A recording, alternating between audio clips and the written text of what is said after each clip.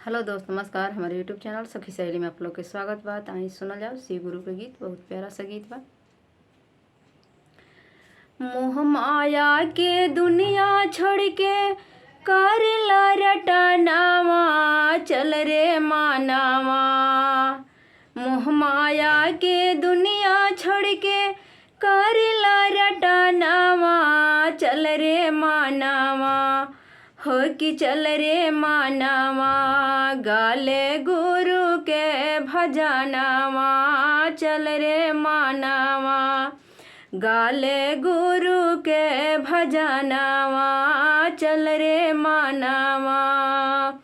धन दौलतिया पजन कर गुमानावा, धन दौलतिया पजन कर गुमानावा। एहि जेतवा जाई सब तोहर धनवा, एहि जेतवा जाई सब तोहर धनवा। बेटा पतोहियो न बूझी कवनो मरमावा, चल रे मानावा। हो कि चल रे मानावा, गाले गुरु के भजनावा, चल रे मानावा। गाले गुरु के भजनावा, चल रे मानावा। सुंदर शरीरिया पूजन कर गुमानावा, सुंदर शरीरिया पूजन कर गुमानावा। माटिए में मिल जाई माटी के समानावा, माटिए में मिल जाई माटी के समानावा। आई बुढ़ापा जहिया कोई न पूछानावा, चल रे मानावा। हो कि चल रे मानावा, गले गुरु के भजनावा, चल रे मानावा। गले गुरु के भजनावा, चल रे मानावा। बेटा पतोहिया पूजन कर गुमानावा, बेटा पतोहिया पूजन कर गुमानावा।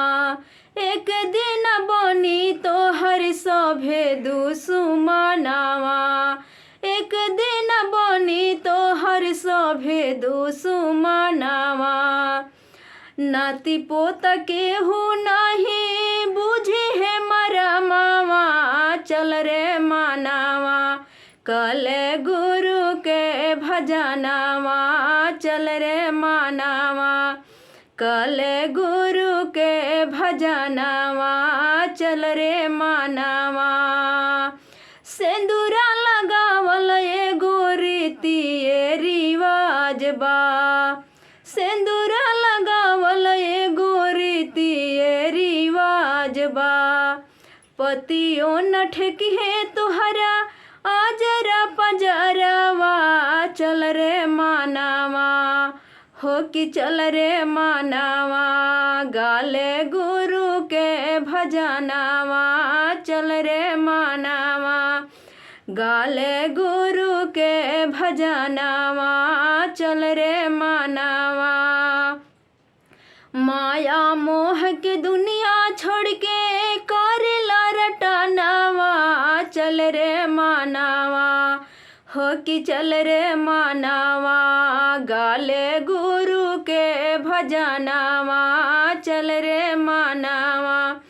गाले गुरु के भजनावा, चल रे मानावा।